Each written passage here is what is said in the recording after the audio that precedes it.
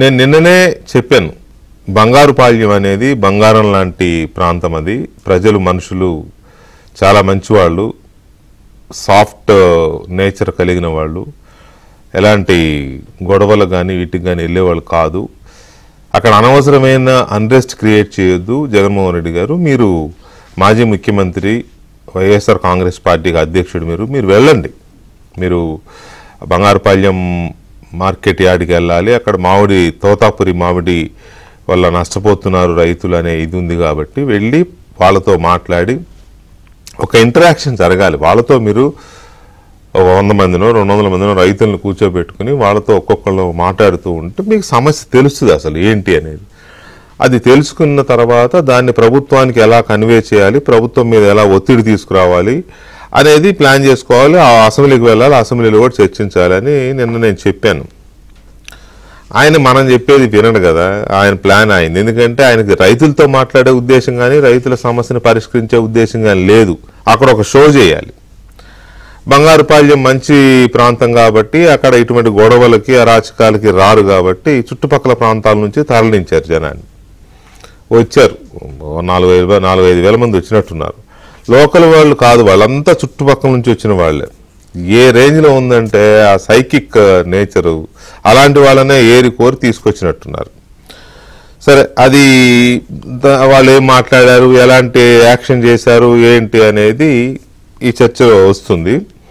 So Bangarupalyam వెళ్ళి ఈయన రైతులతో మాట్లాడా? అసలు ఎక్కడైనా మనకి ఆ దృశ్యాలు వాళ్ళ ఛానల్లో కానీ ఏ ఛానల్లో కానీ కనపడిందా? రైతులతో కూర్చుని మాట్లాడడము, ఆ మామిడికాయలు చూపిస్తూ, ఇది కదా మామూలుగా మార్కెట్ యార్డ్లో జరగాలి. ఏమీ లేదు. వెళ్ళాడు అడావిడగా హెలిప్యాడ్ నుంచి అక్కడ దాకా రోడ్ షో. అవసరం ఆ రోడ్ షో? ఎందుకు? రైతులు కదా కలవాలి, రైతులను కలిసి చేయాలి. అలా చేయకుండా నానా బీభత్సంగా వెళ్ళిపోయి వేల మందిని చేతులు ఒప్పుకుంటా వెళ్ళి అక్కడికి వెళ్ళిన తర్వాత ఒక ఫ్లాప్ షో, ఇది ఒక రకం చెప్పండి అట్టర్ ఫ్లాప్ షో. వెళ్ళి ఏం మాట్లాడుతున్నావో ఎందుకు మాట్లాడుతున్నావో మీకే తెలియలే. అది ఎవరికి వినపడలా. అది మీ నీలి మీడియాలోనూ వినపడలేదు, అసలు మా మైకులు సరిగా పెట్టుకోలేదు. కనీసం రైతులతో మాట్లాడిందన్నా ఉందా అంటే అది లేదు. నువ్వు మైకులో మాట్లాడింది ఏమైనా క్లారిటీ ఉందా అంటే అది లేదు. ఏదో చంద్రబాబు నాయుడు గారు ఇవి తప్ప నువ్వు సమస్యను ఏం మాట్లాడారు అనేది వినపడలా. అక్కడ ఉన్న వాళ్ళకి ఏమైనా వినపడిందేమో డైరెక్ట్గా వినవాళ్ళు, కానీ టీవీలో మరి ప్రజలకి, రాష్ట్ర వ్యాప్తంగా ఉన్న ప్రజలకు కానీ ఎక్కడ వినపడలా. కొన్ని ఉన్నాయి. ఆ కొన్ని ఏంటి అని అంటే, ఎంతమందికి మీరు 12 రూపాయలకి కిలో చొప్పున ఇచ్చారో చెప్పండి అనేది ఒకటి చంద్రబాబు నాయుడు గారిని ఆయన క్వశ్చన్ చేశాడు. 8 రూపాయలు రేటు వ్యాపారులు ఇవ్వాలి, 4 రూపాయలు ప్రభుత్వం వైపు నుంచి ఇస్తున్నామని చెప్పారు కదా, ఎన్ని మామిడికాయలు కొన్నారు మీరు 12 రూపాయల చొప్పున అనేది ప్రభుత్వాన్ని అడిగారు. రైట్, మంచి క్వశ్చన్. అది ప్రభుత్వం సమాధానం చెప్పాల్సిన క్వశ్చనే, నో డౌట్. రెండవది, కర్ణాటకలో 16 రూపాయలకు కొంటున్నారు అని చెప్పాడు. కర్ణాటకలో 16 రూపాయల చొప్పున కిలోకి మ్యాంగోస్ కొంటున్నారు.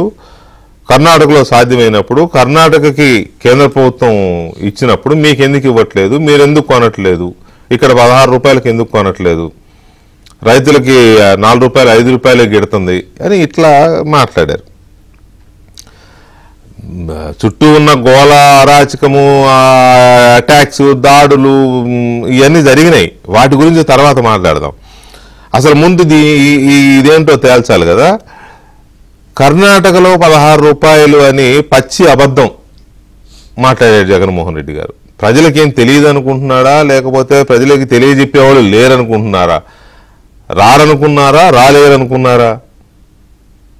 కర్ణాటకలో 16 రూపాయలు అని చెప్పి ఆంధ్రప్రదేశ్ ప్రజల్ని, ఆంధ్రప్రదేశ్ రైతుల్ని పచ్చి అబద్ధాలతో మోసం చేయడం అనేది వాళ్ళ జగన్మోహన్ రెడ్డి గారు చేసిన పని. ఇది నేను ఇప్పుడు చెప్పించదలుచుకున్నా, ఇప్పుడు నిరూపించదలుచుకున్నా. ఈయన బంగారుపాళ్యానికి వెళ్ళాడు. కరెక్ట్గా అక్కడికి కర్ణాటక బార్డర్ చాలా కొద్ది కిలోమీటర్లు ఉంటుంది. ఆ బార్డర్ దాటగానే శ్రీనివాసపురం అని ఇంకొక మార్కెట్ యార్డ్ ఉంటుంది. అది కర్ణాటక, కోలార్ జిల్లా.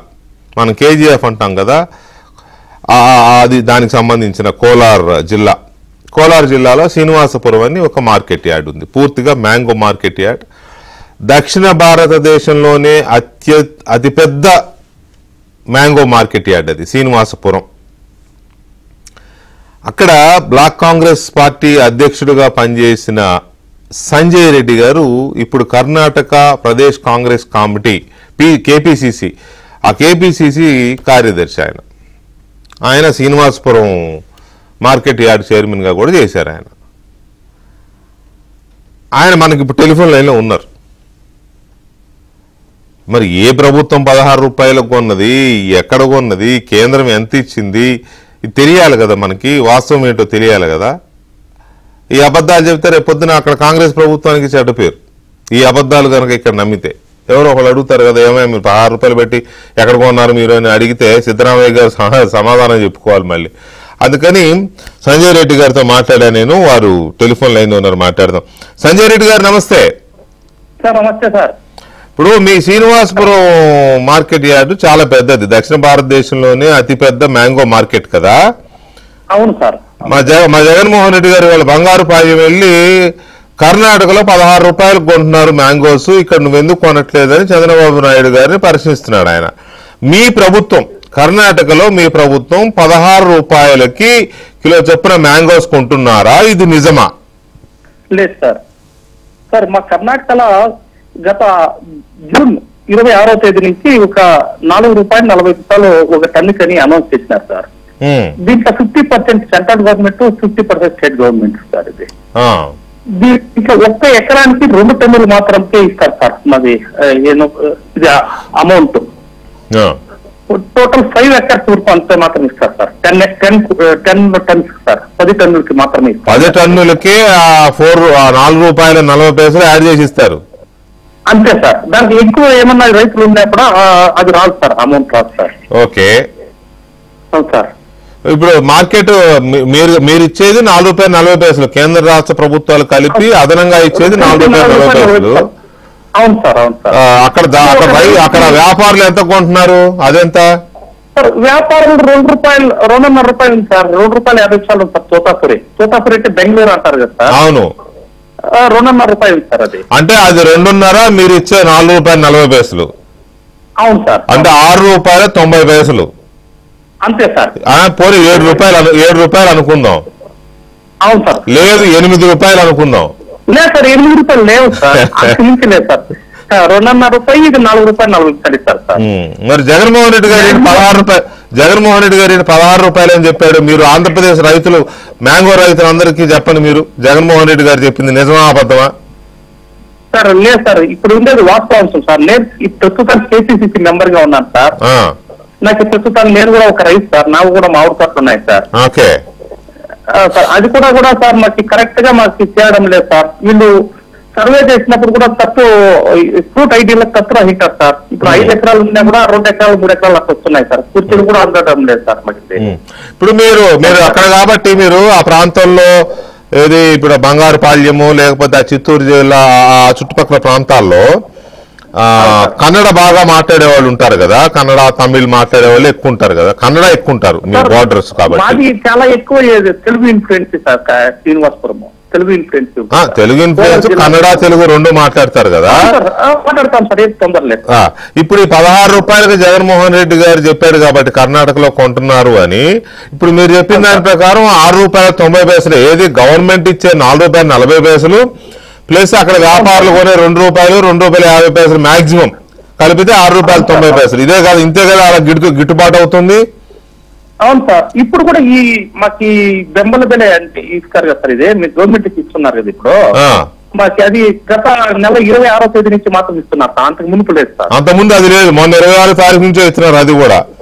అవును సార్. ఈ రోజు 9 సార్, 26వ తారీఖు అది ఒక 4 రోజులు, ఇది 9 సార్, 13 రోజుల నుంచి మాత్రమే ఇస్తున్నారు సార్. ఇప్పుడు మీరు నాకు చెప్పిన ఈ 4-5 నిమిషాలు మీరు నాకు ఏదైతే చెప్పారో ఇది కొంచెం దయచేసి అనుకోకుండా కన్నడలో కూడా చెప్పండి సార్. ಇದು ಹಿಂದಿನ ತಿಂಗಳು 26ನೇ ತಾರೀಕಿನಿಂದ ನಮ್ಮ ಬೆಂಬಲ ಬೆಲೆ ಘೋಷಿಸಿದ್ದಾರೆ.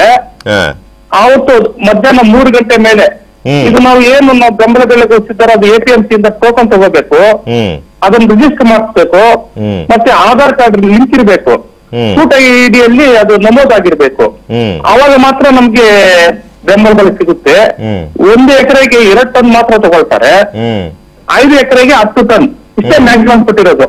5 ಎಕರೆ ಮೇಲಿರುವಂತವ್ರಿಗೆ ಯಾವುದೇ ಒಂದು ಬೆಂಬಲ ಬೆಲೆ ಕೊಡೋದಿಲ್ಲ. 5 ಎಕರೆ ಒಳಗಡೆ ಇರೋಂತ 5 ಎಕರೆ ಮಾತ್ರನೇ ಇವರು ಗಣನೆಗೆ ತಗೊಳ್ತಾರೆ.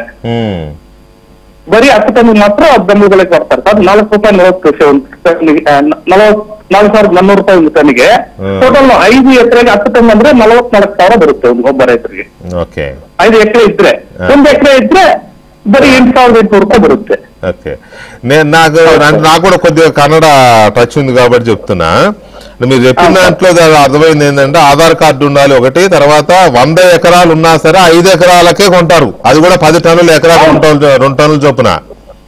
అవును సార్, అంతే సార్. 100 ఎకరాలు ఉన్నా సరే 5 ఎకరాలకి మించి ₹4.40 వాళ్ళకి ఇవ్వరు. అది జగన్మోహన్, నేను ఎందుకు మీతో కన్నడలో కూడా చెప్పించానంటే మా జగన్మోహన్ రెడ్డి గారికి తెలుగులో కంటే కన్నడలో బాగా అర్థం అవుద్ది. ఆయన రాజకీయం అంతా బెంగళూరు కదా, కాబట్టి కన్నడలో మాట్లాడించా. Anyway, thank you very much Sanjay Reddy గారు, థ్యాంక్ యూ వెరీ మచ్, బాగా చెప్పారు. అది పరిస్థితి. తెలుగు రైతులారా, ఆంధ్రప్రదేశ్ మామిడి రైతులారా, ఇతర రైతులారా, రాజకీయ నాయకులారా, ప్రజలారా, విషయం ఏంటంటే కర్ణాటకలో 16 రూపాయలు కొంటున్నారని జగన్మోహన్ రెడ్డి గారు ఇవాళ చెప్పింది పచ్చి బూతు, పచ్చి అబద్ధం. మాటలతో రైతుల్ని మోసం చేయడం. అక్కడికి వెళ్ళి తన షో ఫ్లాప్ అయింది కాబట్టి ఆ ఫ్లాప్ షోకి మసాలా వేసి ఆంధ్రప్రదేశ్ ప్రభుత్వం మీద ఇంకొంచెం బురద జల్లాలని చేసిన ఒక కుతంత్రంతో కూడిన ఒక ప్రయత్నం. విషయం ఏంటంటే కర్ణాటక ప్రభుత్వం ₹2.20, కేంద్ర ప్రభుత్వం ₹2.20 కలిపి ₹4.40 అదనంగా రైతులకు ఇస్తోంది అక్కడ కిలోకి.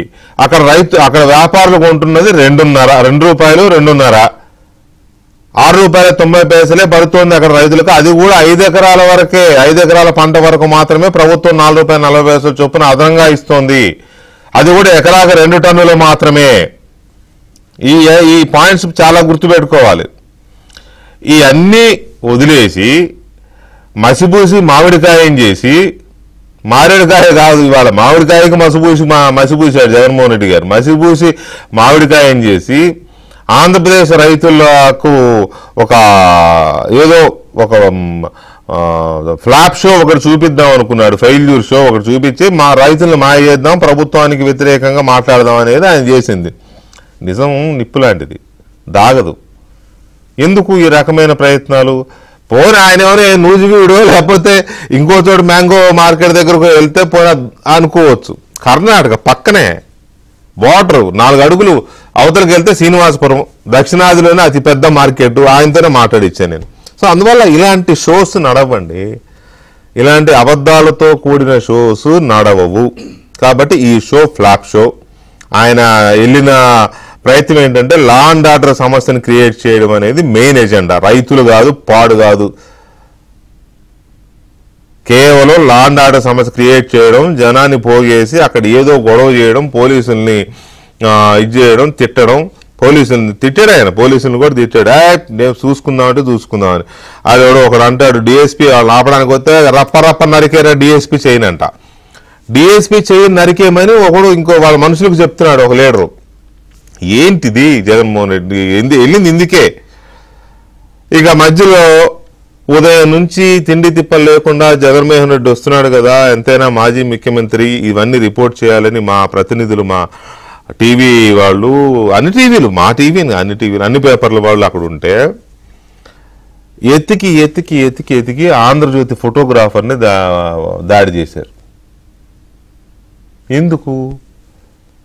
ఆంధ్రజ్యోతి ఫోటోగ్రాఫర్ మీద శివకుమార్ అని మా ఫోటోగ్రాఫర్, అతని పైన దాడి చేసి కెమెరా లాక్కొని ఆ కెమెరాలో ఉన్న ఆ తీసిన ఫోటోలు చిప్స్ తీసుకుని అవన్నీ డిలీట్ చేయించి, మరి ఎందుకంత భయం? ఏం పాపం చేశారు మీరు? అవన్నీ అందులో దొరికిపోతాం, రేపు పొద్దున్న దొరికిపోతామనే. సో ఇవన్నీ చేసి ఒక law and order problem create చేయడం కోసం వెళ్ళాడు తప్ప జగన్మోహన్ రెడ్డి ఇవాళ మామిడి రైతులకు అక్కడ వచ్చిన నష్టం ఏమీ లేదు. మామిడి రైతులకు బ్రహ్మాండంగా రేటు గిట్టుబాటు రేటు అందుతోంది, 12 రూపాయల చొప్పున ప్రభుత్వం అందిస్తోంది, 4 రూపాయలు ప్రభుత్వం ఇస్తోంది, 8 రూపాయలకు వ్యాపారులు కొనాలని స్ట్రిక్ట్ ఆర్డర్స్ ఇచ్చింది. ఒక్క పెద్దిరెడ్డి గారి ఫ్యాక్టరీ వాళ్ళే కొనట్లేదు అనుకుంటా, మిగతా అందరూ కొంటున్నట్టున్నారు.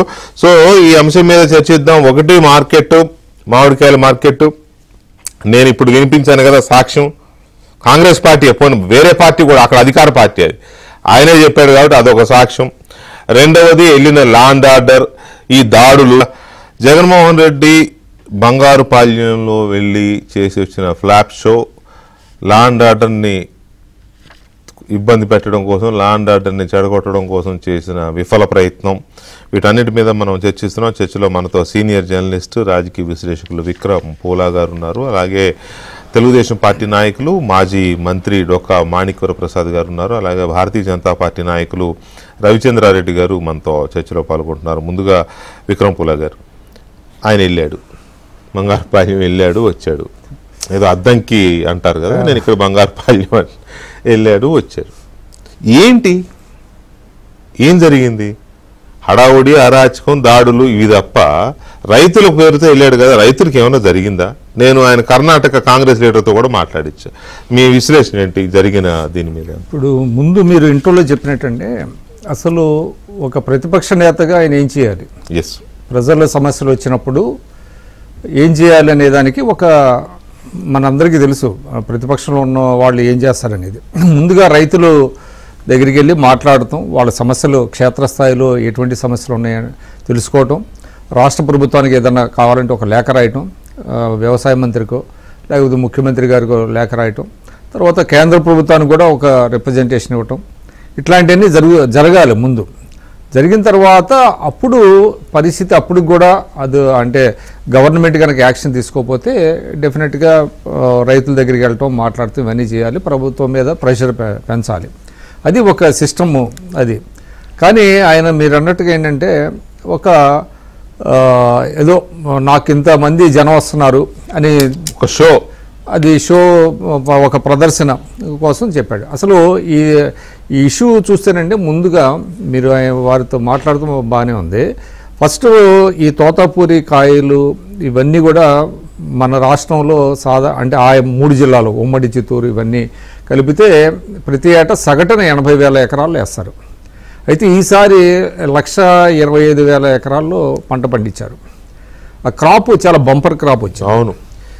దాంతోపాటు మీకు ఏమైందంటే కర్ణాటక రైతులు కూడా ఆంధ్రాకి తీసుకొచ్చి ఇక్కడ అమ్మటం మొదలుపెట్టారు. ఎందుకంటే ఇక్కడ 12 రూపాయలు రేటు రావడంతో. ఎందుకు నేను చెప్తున్నా అంటే అక్కడ అఫీషియల్స్ కర్ణాటక రైతులను రానివ్వాల, ముందు రానివ్వకపోతే సిద్ధరామయ్య గారు ముఖ్యమంత్రి గారికి, చంద్రబాబు నాయుడు గారికి ఒక లేఖ రాశారు, ఇది కరెక్ట్ కాదు, ఇది మనం సమాఖ్య దీంట్లో ఉన్నాము, రాష్ట్రాలు సహకరించుకోవాలి, మా రైతులను ఆపేస్తున్నారు మీ అఫీషియల్స్, కాబట్టి advise him not to stop them అని ఒక లెటర్ రాశాడు ఆయన. కర్ణాటక ప్రభుత్వం ఆంధ్రప్రదేశ్ ప్రభుత్వాన్ని అడిగింది, మా కాయలు కూడా కొనండి, మా రైతులు వస్తున్నారు కాబట్టి, ఇక్కడ రేట్ ఉంది కాబట్టి వస్తున్నారు. అక్కడ రేటు పడిపోయారు. అసలు అక్కడ చాలా పెద్ద ఎత్తున ఉద్యమం జరిగింది. బెంగళూరు మద్రాసు హైవేని మొత్తం దిగ్బంధనం చేశారు, రోడ్ల మీద కాయలు పారబోసారు, చాలా పెద్ద ఎత్తున. ఇక్కడ చాలా తక్కువ, మన స్టేట్ లో అంటే చిత్తూరులో అక్కడ జరిగిన దాంట్లో చాలా తక్కువ. కర్ణాటకలో పెద్ద ఎత్తున ఇది చాలా రోజుల నుంచి జరుగుతున్నది. అయితే వాళ్ళు ఏం చేశారంటే దీన్ని రైతుల ఆగ్రహాన్ని చల్లార్చడం కోసం అక్కడ ప్రతిపక్షం అధికార పక్షం రెండూ సహకరించుకొని ఢిల్లీ వెళ్ళారు. ఢిల్లీ వెళ్ళిన తర్వాత అక్కడ ఏంటంటే హడావుడిగా ఒక ఏదో కేంద్ర చౌహాన్ గారిని కలిశారు. చౌహాన్ గారిని కలిసిన తర్వాత వాళ్ళు ఏదో ఎంఎస్పీ ఇస్తామని చెప్పారు వాళ్ళు, కానీ అది రిలీజ్ చేశారో లేదో తెలియదు. 16 రూపాయలు కొంటామనేదో చెప్పారు కానీ ₹2.20 వాళ్ళు ఏం చేశారంటే ఊరికే ఒక మాట ఇచ్చారు. దాంతో కుమారస్వామి కొంచెం లాబింగ్ చేశాడు, కానీ అది ఇక్కడ చెప్పారు కానీ చేయలేదన్నమాట. అందువల్ల ఇవాళ ఈసారి ఏమైందంటే ఆంధ్రప్రదేశ్కి కర్ణాటక ఫార్మర్స్ తెచ్చినటువంటి కాయలు కూడా డంప్ అయిపోయినాయి. దాంతో మీకు అక్కడ దాదాపుగా ఒక 40 ఉన్నాయి పల్పు కానివ్వండి ఫ్యాక్టరీస్. విచిత్రం ఏంటంటే అవన్నీ కూడా చంద్రబాబు నాయుడు గారి హయాంలో పెట్టినాయి. గతంలో ఆయన ముఖ్యమంత్రి ఉమ్మడి ఆంధ్రప్రదేశ్కి ముఖ్యమంత్రి Food processing అంతా అప్పుడు- ప్రాసెసింగ్ యూనిట్స్ అన్ని ఆయన చొరవతో వచ్చినాయి అప్పుడు. ఎందుకంటే ఈ సమస్య ప్రతి సంవత్సరం ఉండేది. అవును. కాబట్టి ఏంటంటే పెరిషబుల్ కమోడిటీ కాబట్టి అక్కడ పల్ప్ ఫ్యాక్టరీస్ పెడితే అది ఉపయోగం అని చెప్పి అది చేశారు. సో ఇవాళ జగన్మోహన్ రెడ్డి గారు ఒక ప్రతిపక్ష నేతగా చేయాల్సింది చేయకుండా గవర్నమెంట్ ఫెయిల్ అయింది అని ఒక నిరూపించడానికి ఒకటి, ప్లస్ నేను వెళ్తే జనం అసలు విపరీతంగా వస్తున్నారు అనేటువంటిది చెప్తున్నారు. వాళ్ళే చెప్తున్నారు, చేసుకోవడం కోసం. వాళ్ళే ఏంటి అసలు మీరు అన్నట్టుగా రైతుల్ని పిలవటం, మాట్లాడటం, అసలు ఎంత రేట్ వస్తుంది, గవర్నమెంట్ ఎంతగా అమ్ముతున్నది, వాళ్ళు ఏమన్నా పల్ప్ ఫ్యాక్టరీస్ వాళ్ళందరూ కలిసి ఒక రింగ్ అయ్యారా, ఇవన్నీ అసలు నమస్కారాలు పెట్టుకోవటం, అందరినీ చేతులు ఊపటం, జెండాలు, ఇవన్నీ కూడా చూస్తే అసలు అంటే కేవలం ఏంటంటే వాళ్ళని ఏదో ఇంకా మళ్ళీ వైఎస్ఆర్సీపీ వచ్చేస్తుంది ఆయన ప్రజల్లోకి వెళ్తే జనం విపరీతంగా వస్తున్నారు అని ఒక ఎస్టాబ్లిష్ చేసుకోవడానికి చెప్పాడు తప్ప ఒక చిత్తశుద్ధి అనేటువంటిది అందువల్ల ఈ ఇష్యూలో మీకు గతంలో గుంటూరు మిర్చి పొగాకు మార్కెట్ కానీ ఇదంతా. కాబట్టి వాళ్ళు ఇంకోటి కూడా తెలుగుదేశం తరఫున కూడా ఒక ఇందాక నేను చూశాను కొన్ని స్క్రోలింగ్స్ వచ్చినాయి, చంద్రబాబు నాయుడు గారు కూడా ఇవాళ ఏంటంటే ప్రతిపక్షం అధికార పక్షాన్ని మధ్య ఒక లెవెల్ ప్లేయింగ్ ఫీల్డ్ అనేది లేదు, అది ఉండదు. కాబట్టి ఇవాళ వైఎస్ఆర్సీపీని ఏ విధంగా ఎదుర్కోవాలి రాజకీయ పరంగా అనే దాని మీద వాళ్ళు మళ్ళీ రీవర్కౌట్ చేసుకోవాల్సినటువంటి పరిస్థితి కూడా ఉంది. అది మాట్లాడదాం, ఎలా దీన్ని చేయాలనే దాని మీద. వరప్రసాద్ గారు ఒకసారి. వరప్రసాద్ గారు నమస్తే అండి. నమస్తే అండి. వరప్రసాద్ గారు, జగన్మోహన్ రెడ్డి గారు ఇవాళ వెళ్ళారు, కానీ రైతులతో ఆయన పర్యటన వల్ల రైతులకి ఒరిగిందైతే శూన్యం, పైగా పచ్చి అబద్ధాలు. అది అబద్ధం అని నేను నిరూపించా, కర్ణాటక కాంగ్రెస్ లీడర్తో మాట్లాడించి. పైగా పక్కనే ఉన్న శ్రీనివాసపురం దక్షిణాదిలోని అతిపెద్ద మార్కెట్ యార్డు మామిడి మార్కెట్కు సంబంధించిన మాజీ చైర్మన్ ఆయన. సో ఆయనతో మాట్లాడించి వాస్తవం ఏంటో చెప్పించే ప్రయత్నం చేశా. ఈ బురద జల్లే కార్యక్రమం, ఇప్పుడు విక్రమ్ గారు ఇంకో వాస్తవం చెప్పారు. అక్కడ రేటు తక్కువ ఉందని చెప్పి అక్కడ రైతులు ఇక్కడికి వచ్చి అమ్ముకుంటున్నారు. అక్కడ మీ ముఖ్యమంత్రి గారికి లెటర్ రాసి మా వాళ్ళని కూడా రానివ్వని అడిగారు అని అంటే రేటు ఎక్కువ ఉంటేనే కదా పంపిస్తారు. జగన్మోహన్ రెడ్డి గారికి మరి ఇదంతా ఎందుకు కనిపించలేదు, ఎందుకు వెళ్ళాడు, ఏం చేశాడు అనేది చాలా స్ట్రాంగ్లీ వర్డెడ్ లెటర్ అండి. అదే అవన్నీ తెలియకుండా వెళ్ళాడా, తెలిసి వెళ్ళాడా, అసలు ఏం చేసినా వెళ్ళడం వల్ల ఏం ఒరిగింది రైతులకి, రైతులతో ఏమైనా మాట్లాడింది ఏంటి, అసలు మాట్లాడా రైతులతో? వెంకటకృష్ణ గారు సార్, ఇప్పుడు గత 2 months నుంచి అందరికీ పెద్దలందరికీ నమస్కారం. వినిపిస్తుందండి? వినపడుతుంది, చెప్పండి. నమస్కారం. వినిపిస్తుంది కదా? ఓకే, పెద్దలందరికీ నమస్కారం. జగన్మోహన్ రెడ్డి గత 2 నెలలుగా తన యాక్టివిటీని తన స్టైల్లో ఇంప్రూవ్ చేశాడండి. అది ఎలాగంటే ప్రతి ఇట్లాంటి రైతు సమస్యలను లేకపోతే కార్యకర్తల సమస్యను ఏదో ఒక సమస్య మీద ఒక విజిట్ చేయటం, ఆ విజిట్ చేసే ముందు ఆ నియోజకవర్గాలకు సంబంధించిన ఇన్ఛార్జీలందరూ పిలవటం, వాళ్ళు కొంచెం మోటివేట్ చేయటం, మీకు మంచి భవిష్యత్తు ఉంది, లేకపోతే మీకు అది చేస్తా ఇది చేస్తా అని మోటివేట్ చేయటం, లేకపోతే కొంత డబ్బు ఖర్చు పెట్టడం, వాళ్ళ మీడియా యంత్రాంగాన్ని వాళ్ళ సాక్షి యంత్రాంగాన్ని వాళ్ళందరినీ పంపించటం, దాని ముందే స్టోరీస్ క్రియేట్ చేసి ఒక ఎమోషన్ క్రియేట్ చేయటం, అక్కడ ఒక సంచలనం చేయటం. This is he style of functioning అండి. ఎందుకంటే ఈ 2 నెలల క్రితం వరకు బాగా డిఫెన్సివ్గా ఉన్నాడు. ఎందుకు డిఫెన్సివ్గా ఉన్నాడంటే సారా కుంభకోణం, ఆ కుంభకోణం, ఎరువుల కుంభకోణం, మైన్స్ కుంభకోణం, అన్ని కుంభకోణాలన్నీ బయటకు వస్తూ ఉన్నాయి. రోజు మీడియాలో చర్చ జరుగుతూ ఉన్నది. అతని కేసులు, తర్వాత గాలి జనార్దన్ రెడ్డి కేసులో కన్విక్షన్ పడటం, ఇవన్నీ ఒక ముసురుకు వస్తున్న సమస్యలు ఇవన్నీ కూడా. దీంట్లో ఈడీ కూడా వస్తుందేమో, అదేదో జరగబోతుందనే ఒక వాతావరణం ఉంది. ఆ తర్వాత కార్యకర్తలు నైరాశ్యంలో పడిపోతూ ఉన్నారు, లీడర్షిప్ అంతా జారిపోతూ ఉన్నారు. ఈ పరిస్థితుల్లో తను సర్వైవ్ కావాలంటే, పార్టీ సర్వైవ్ కావాలంటే, తను సర్వైవ్ కావాలంటే ఒక అటెన్షన్ డైవర్ట్ చేయాలి, పబ్లిక్ అటెన్షన్ డైవర్ట్ చేయాలి. డైవర్ట్ చేయాలంటే ఏ విధంగా చేయొచ్చు అనే దానికి ఒక స్కీమ్ వేసి, ఆ స్కీమ్ ప్రకారం నాకు తెలిసి ఒక్కొక్క ఇన్సిడెంట్కు ఆయన ఒక్కొక్క టూర్కి ₹1,00,00,000 పైన ఖర్చు పెడుతున్నారండి. వాళ్ళ పార్టీ నుంచే ఖర్చు పెడతా ఉన్నారు. అక్కడ ఇన్ఛార్జ్ ఎంత ఖర్చు పెడుతున్నారో నాకు తెలియదు. విపరీతంగా జనాన్ని మొబిలైజ్ చేసి ఎక్కడెక్కడ జిల్లాల నుంచో. నాకు తెలిసి ఆ వీడియో స్క్రీన్స్ నాకు కరెక్ట్ కనపట్లేదు, కానీ నాకు ఒకళ్ళిద్దరు గుంటూరు జిల్లా వాళ్ళు కూడా కనిపించారు అక్కడ ఆ స్క్రీన్ మీద. అంటే రాష్ట్రం మొత్తం మీద మెసేజ్లు పెడుతున్నారు, జగన్ అన్న వస్తున్నాడు మీరు రాండి అని చెప్పడం, ఒక ఎమోషన్ క్రియేట్ చేయడం. రైతు సమస్య ఉండదు, రైతుల గురించి ఆయనకు అవగాహన ఉండదు, ఒక స్టడీ ఉండదు, ఏముండదండి.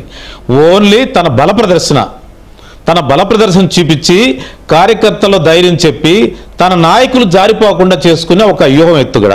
తద్వారా తన మీద వస్తున్నటువంటి అవినీతి ఆరోపణల నుంచి పక్కదారి పట్టించు. ఇప్పుడు మీడియా అంతా దీని చుట్టూ తిరుగుతుంది కదా, చర్చ అంతా దీని చుట్టూ తిరుగుతుంది కదా.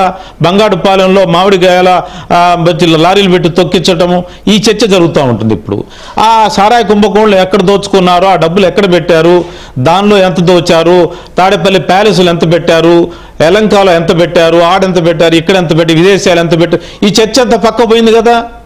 తద్వారా జనం రావడం వల్ల ఏమైంది, తనకు ఆల్రెడీ ఉన్న నా నాయకులంతా ఓహో మళ్ళీ మనకు భవిష్యత్తు ఉంటుందేమో అని వాళ్ళు కూడా డబ్బులు పెట్టడానికి లేకపోతే తిరగటానికి ఇష్టపడతారు కార్యకర్తలు. ఇదంతా వ్యూహంలో భాగంగా అటెన్షన్ డైవర్ట్ చేయడానికి అతను చేస్తున్న ప్రయత్నము. అతను ఎంత అటెన్షన్ డైవర్ట్ చేసినా 4 సంవత్సరాల ప్రభుత్వం అయితే కంటిన్యూ అవుతుంది కదా, 4 సంవత్సరాల తర్వాతనే కదా ఎన్నికలు వచ్చేది. కానీ అది చెప్పడు అతను.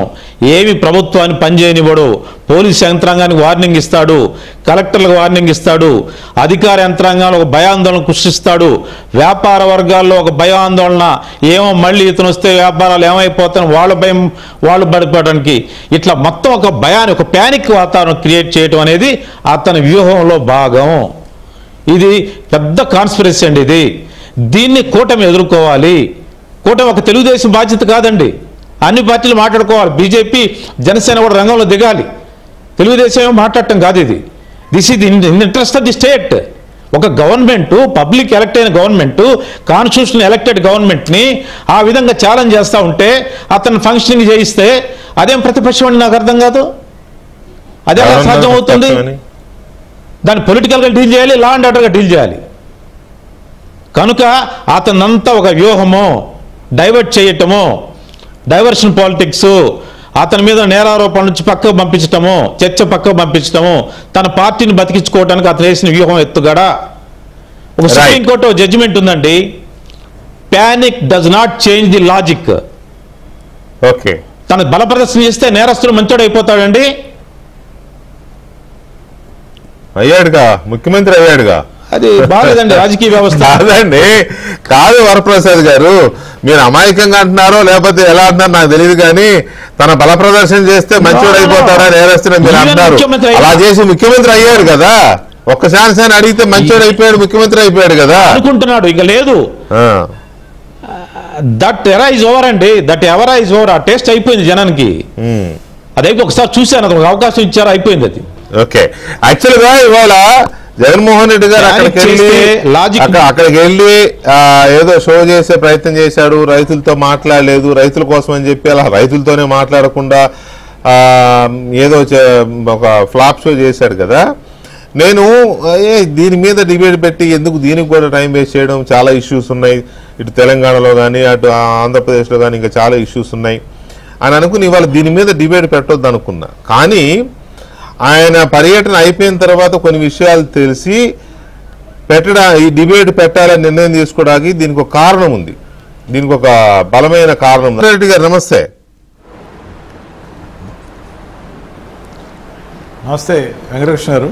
రవి గారు, యాక్చువల్గా ఈ డిబేట్ ఏముంది దీంట్లో, జగన్మోహన్ రెడ్డి ఇదంతా ఫ్లాప్ షో ఏముందిలే, అతనేమి రైతులు కలిసింది లేదు, రైతులకు ఒరిగింది లేదు అని నిజానికి నేను అనుకున్నాను, వద్దనుకున్నాను. కానీ ఇది పెట్టడానికి గల కారణం ఏంటంటే ఆయన చాలా పచ్చి అబద్ధాలు చెప్పే ప్రయత్నం చేశాడు అక్కడికి వెళ్ళి. అదేదో నేను ఎంక్వైరీ చేశా, కర్ణాటకలో 16 రూపాయలు అంటున్నాడు ఏంటి అని ఎంక్వైరీ చేస్తే నాకు అసలు నిజం తెలిసింది.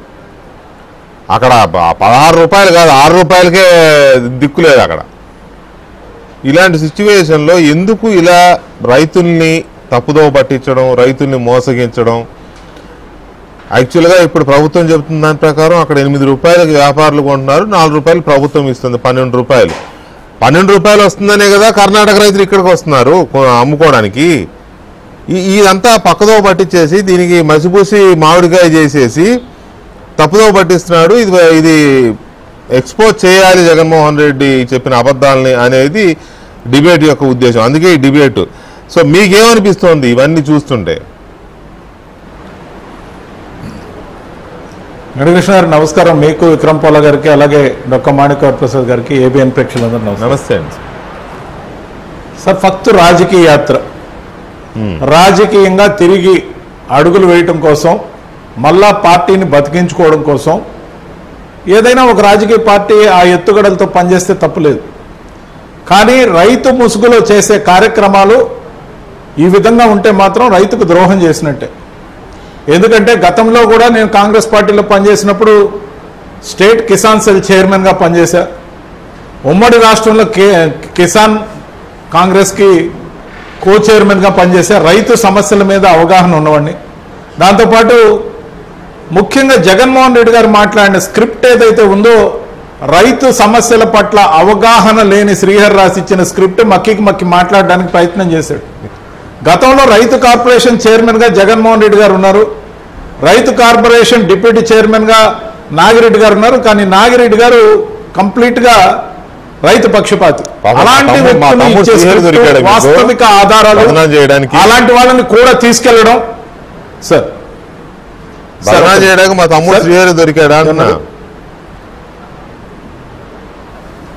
మీ తమ్ముడు కాదు సార్, అక్కడున్న వ్యక్తి రాసే స్క్రిప్ట్ అదే కాబట్టి వాస్తవం చెప్తున్నా. మీకు నచ్చకపోతే విత్డ్రా చేసుకోవాలంటే చేసుకోవద్దులే, చేసుకోవద్దులే చెప్పండి.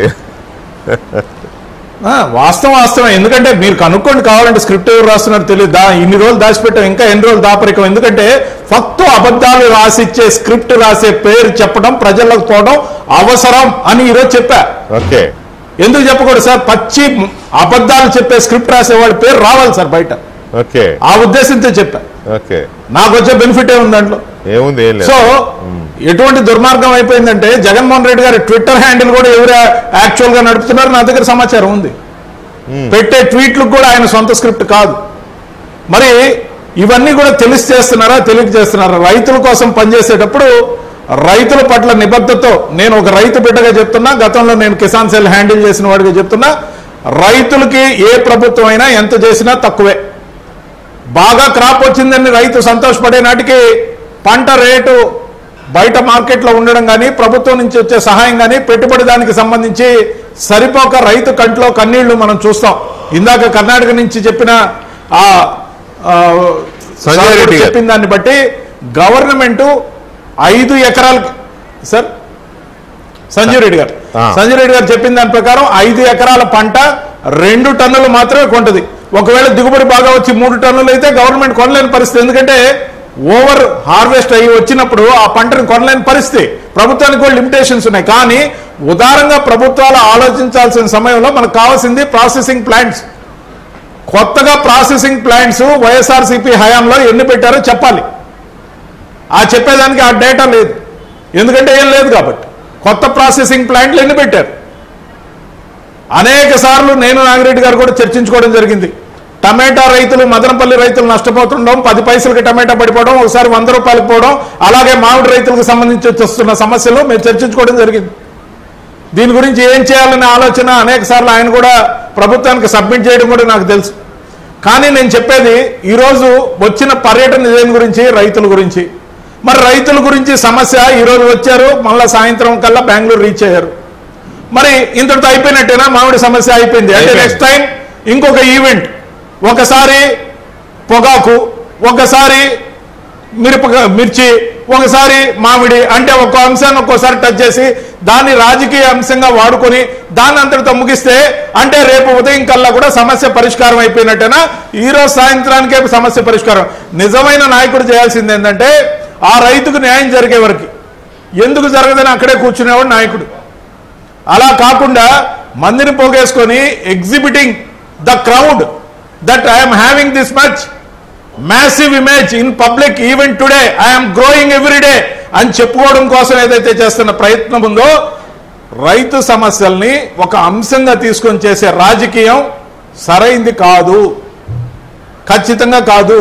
ముఖ్యంగా తోతాపురి ఒకటి చెప్పాం, వేరే మామిడి చెప్పాం. అసలు మామిడిలో ఎన్ని రకాలు ఉన్నాయి? ఆ మామిడిలో ఏ రకానికి ఎంత రేటు, ఏ రకానికి టన్నుకి ఎంత, పల్పు వాళ్ళు వేరియేషన్ ఏమైనా ఇస్తున్నారా? అన్ని మామిళ్ళు ఒకటే రకంగా కొంటున్నారా? మన దగ్గర ఉలవపాడు కాయకు ఒక రేటు ఉంది, బంగినపల్లి కాయకు ఒక రేటు ఉంది, నూజివీడు కాయకు ఒక రేటు ఉంది. అనేక రకాల రేట్లు అనేక ప్రాంతాల్లో ఉన్నాయి. మరి వీటి గురించి విస్తారంగా రాయాల్సిన స్క్రిప్ట్ ఎవరు రాయాలి? జగన్మోహన్ రెడ్డి గారు ఏమన్నా ముందుగా చూసి ప్రిపేర్ అయ్యి దాన్ని అవగాహన చేసుకుని వస్తే పర్వాలేదు. కానీ ఆఖరి నిమిషం ఆ స్క్రిప్ట్ చదివి చెప్పే మాటలు, ఆ స్క్రిప్ట్ రాసిన రైటర్ పేరు అందుకే చెప్పా, ఇంటెన్షనల్ గా అబద్ధాలు చెప్పే స్క్రిప్ట్ రాసే వ్యక్తి పేరు జనాల్లోకి వెళ్ళాలి, రైతుల ఆగ్రహాన్ని రుచి చూడాలి అతను. ఎందుకంటే ఇలాంటి మసిబూసి మామిడికాయలు చేసే మాటలు ఏదైతే ఉన్నాయో, జనాల్ని వంచి ఏదైతే నిన్నటి రోజున జరిగిన నల్లపరెడ్డి ప్రసన్న కుమార్ రెడ్డి వ్యాఖ్యలు పక్కనకు పోవాలనే ఉద్దేశంలో ఈ రోజు అంశాలని ప్రధానంగా చర్చకు వచ్చే విధంగా దీన్ని డైవర్ట్ చేసి ఒక మహిళని వేమిరెడ్డి ప్రశాంత్ రెడ్డి గారిని వ్యక్తిత్వ హననం చేసి, అంత వ్యక్తిత్వ హననం చేస్తే దాన్ని నాయకుడైన జగన్మోహన్ రెడ్డి గారు ఖండించాల. నాకు చాలా బాధ కలుగుతోంది. అనేక విధాలుగా ఖండిస్తాడండి నాయకులు మాట్లాడతారు, ఖండించడం ఆయనకు అలవాటు. బాగా అన్నావులే, ఇంకా బాగా మాట్లాడారు కూడా అంటాడు. సిగ్గు లేకుండా నేను అన్న మాటలకు కట్టుబడి ఉన్నానంటాడు. అదే వేమిరెడ్డి ప్రభాకర్ రెడ్డి గారు ఒక పెద్ద మనిషి, అలాగే నల్లపరెడ్డి ప్రసన్న కుమార్ రెడ్డి గారితో సంబంధాలు బాగున్నాయి. కానీ నేను ఎందుకు ఆ మాట్లాడుతున్నా, నేను ఎందుకని ఆ మాట్లాడినా, అతను చేసిన వ్యాఖ్యలు దుర్మార్గమైనవి కాబట్టి ఇప్పటికైనా క్షమాపణ చెప్పాలి, లేకపోతే సరైన పనిష్మెంట్లు పడాలి. ఇప్పుడు ఆయన మరుసటి రోజు కూడా నేను అన్న మాటలు కట్టుబడి ఉన్నాను అని ఆయన అన్నాడు అని అంటే, బాగా మాట్లాడావు ప్రసన్న అన్న అనే మాట వచ్చి ఉంటుంది. ఓకే, నేను బాగానే మాట్లాడాను కాబట్టి నేను దాన్ని మళ్ళీ ఒకసారి అనొచ్చు అని చెప్పి ఆయన కట్టుబడి ఉన్నానని చెప్పాడు. అంతే, క్లారిటీ వచ్చి ఉంటుంది, అందుకే అని ఉంటాడు. లేకపోతే ఖండిస్తేనో ఎందుకు అలాంటి మాటలు మాట్లాడావు అని అనడు కదా, రిపీట్ చేయడు కదా. బీజేపీ సెంట్రల్ ఆఫీస్ లో సార్, మా బీజేపీ సెంట్రల్ ఆఫీస్ లో మాధవ్ గారు ఈ రోజు అధ్యక్షుడిగా ఛార్జీ తీసుకున్నారు. ఆ సందర్భంగా పురంధేశ్వరి గారు, మా మాజీ అధ్యక్షురాలు, ఈ రోజు సంఘీభావం ప్రకటిస్తూ వేమిరెడ్డి ప్రశాంత్ రెడ్డి గారికి జరిగిన అవమానాన్ని గురించి సంఘీభావంతో పాటు సరైన చట్టపరమైన చర్యలు తీసుకోవాలని డిమాండ్ చేయడం జరిగింది బీజేపీ తరఫున. కోరుతున్నాం బీజేపీ తరఫున సరైన చట్టపరమైన చర్యలు ప్రసన్న కుమార్ రెడ్డి గారి మీద తీసుకోవాల్సిందే, ముఖ్యమంత్రి గారికి విజ్ఞప్తి చేస్తున్నాం. Right, okay okay right. ఇక మనం ఈ విషయానికి వస్తే, ఇందాక మీరు చెప్తుంటే నేను ప్రభుత్వం కూడా దీన్ని కొంత కౌంటర్ చేయాల్సిన అవసరం ఉందని మీరు చెప్తున్నారు ఇందాక. నిజమే, ఇప్పుడు కర్ణాటక అడిగింది, కర్ణాటక కేంద్ర ప్రభుత్వం నుంచి సహాయం అడిగింది, ఇది మ్యాచ్ దానికి ఎదురు కొంత ధర గిట్టుబాటు ధర ఇవ్వడానికి, ఎంఎస్పీ ఇవ్వడానికి తగ్గిన అమౌంట్ని మనం ఇద్దామని కేంద్ర ప్రభుత్వం ₹2.20 వాళ్ళు ఇచ్చారు, ₹2.20 రాష్ట్ర ప్రభుత్వం కలిపి ₹4.40 ఇస్తోంది. మరి ఎందుకు ఆంధ్రప్రదేశ్ ప్రభుత్వం ₹4 ముందు నుంచి ఇవ్వలేకపోయింది అనేది క్వశ్చనే. ఒక మాట ఒప్పుకోవాలి, జగన్మోహన్ రెడ్డి ఇటు వెళ్తున్నాడు అన్న తర్వాతే కదా అడావుడిగా ఢిల్లీలు ఈ పర్యటనలన్నీ వచ్చింది. అది కూడా చూసుకోవాలి ప్రభుత్వం. ఒకటి ఉందండి, ఇప్పుడు కేంద్ర ప్రభుత్వ విధానం కూడా ఏంటంటే పంటలన్నింటికి ఎంఎస్పీ లేదు, ఓన్లీ 14 క్రాప్స్కి ఇస్తారు. అన్ని పంటలకి ఇవ్వకపోవటం వల్ల దేశంలో ఏంటంటే రకరకాల ప్రాంతాల్లో రకరకాల పంటలు పండుతున్నాయి. ఆ క్రమంలో ఏంటంటే ఇవాళ కర్ణాటకలో అక్కడ చాలా పెద్ద ఎత్తున జరిగింది, అసలు మంది చాలా తక్కువ అక్కడ జరగలేదండి. ఇక్కడ ఏమి పెద్ద ఏం జరగలేదు, జగన్మోహన్ రెడ్డి అడావుడు చేసే ప్రయత్నం. సగటున ప్రతి సంవత్సరం కొనేసారు, ఆల్రెడీ మీకు 3.5 లక్షల టన్నులు కొనేసారు. అయితే అక్కడ ఏంటంటే ఏమైందంటే ప్రాబ్లము, వాళ్ళు కొంచెం లాబింగ్ చేశారు. సిద్ధరామయ్య గారు లెటర్ అంటే అక్కడ రైతుల ఇష్యూని బాగా తీసుకెళ్ళటం, తర్వాత కుమారస్వామి అక్కడ ఆయన ప్రతిపక్షం కలిసి పనిచేసి తర్వాత వాళ్ళు ఏంటంటే టన్నుకి ₹16 ఇస్తామని చెప్పేసి, క్వింటాల్కి ₹1600 ఇస్తామని వాళ్ళు అన్నారు. అదేం అవుతుందంటే కేంద్ర ప్రభుత్వం కూడా ఒక రాష్ట్రానికి ఇచ్చినప్పుడు ఇంకో రాష్ట్రానికి కూడా ఎక్స్టెండ్ చేయాలి. అది పైగా పక్కనే కదా, ఒకే దాదాపుగా బోర్డర్. ₹16 ఇస్తామని అన్నారు కానీ ఇవ్వలేదని ఇప్పుడు మనం బయట పెడితే తప్ప తెలియదు కదా. ఇంకా ప్రకటనలో పట్టుకుని తిరిగాడు ఇవాళ. అది ఆ రేటుతో ఇంకా కొంటే అసలు ఇష్యూ అది కాదు కదా. మన దగ్గరికి ఎందుకు వస్తారు? అటు వెళ్తారు, వెళ్తారు బోర్డర్ దాటి. అసలు అక్కడ కర్ణాటక నుంచి చాలా వచ్చింది, 80 కిలోమీటర్లు అండి. కర్ణాటక రైతులు తీసుకొచ్చి ఇక్కడ అమ్మారు, బాగా ఎక్కువ అమ్మారు. దానివల్ల ఏంటంటే కేంద్ర ప్రభుత్వం కూడా ఒక రాష్ట్రానికి ఎంఎస్పి ఇచ్చినప్పుడు అదే పంటకి పక్క రాష్ట్రానికి కూడా ఇవ్వాల్సినటువంటి పరిస్థితి కూడా ఉంది. ఇక్కడ బీజేపీ నేతలు కూడా ఆ రకంగా కొంత కృషి చేయాల్సిన అవసరం కూడా ఉంది. బీజేపీ కూటమి ప్రభుత్వం మొత్తం కృషి చేసుకోవాలి, శాఖ అందరూ. అది ఆ విషయంలో కూడా కొంత పార్టీకి సంబంధించిన విషయం కాదు. వరప్రసాద్ గారు, ఈ విషయంలో ప్రభుత్వం ఇంకొంచెం చొరవ ముందే చూపించి ఉండాల్సిందేమో అని అనిపిస్తోంది.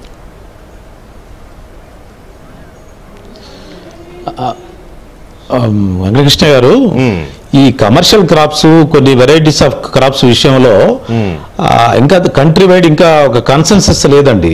లేదు. ఇప్పుడు ఇందాక టమాటాల ఇష్యూ వచ్చి మన రవిచంద్ర గారు చెప్తున్నారు, టమాటా విషయం. లేకపోతే మిర్చి ఉంది, మా దగ్గర మిర్చి ఉంటుంది, విపరీతంగా పండినప్పుడు రేటు పడిపోతుంది, రేటు బాగా ఉన్నప్పుడు రైతు దగ్గర మిర్చి ఉండదు. అట్లానే కాటన్, ఇదన్నీ ఇదే కదా, మన పంజాబ్ రైతులు కూడా చేస్తుందే కదా. అందువల్ల దీని మీద యూపీ కేంద్ర ప్రభుత్వం, ఎన్డీఏ ప్రభుత్వం, మోడీ గారు 3 బిల్లులు తెచ్చాడండి. ఆ 3 బిల్లులు చాలామంది వ్యతిరేకించారండి. నేనైతే పర్సనల్గా చెప్తా ఉన్నాను, ఆ బిల్లులు కనుక వచ్చుంటే ఇలాంటి సమస్యలు పరిష్కారం అయ్యాయి. అది రాంగ్ డైరెక్షన్, రాంగ్గా డిస్కషన్ జరిగింది, రాంగ్ వేలో డిస్కషన్ అయ్యి రైతులంతా కేంద్ర ప్రభుత్వం వ్యతిరేకంగా ప్రభుత్వం విత్డ్రా చేసుకుంది. ఇప్పటికైనా ఈ రైతుల్ని కాపాడాలంటే ఈ వచ్చిన క్రాప్ని తగ్గ రేటు మార్కెట్ క్రియేట్ అవ్వాలంటే ప్రైవేట్ మార్కెట్ రావాలి, ఇంటర్నేషనల్ మార్కెట్ రావాలి. ఇంటర్నేషనల్ మార్కెట్ రాకపోతే రైతు సేవ్ అవ్వడండి.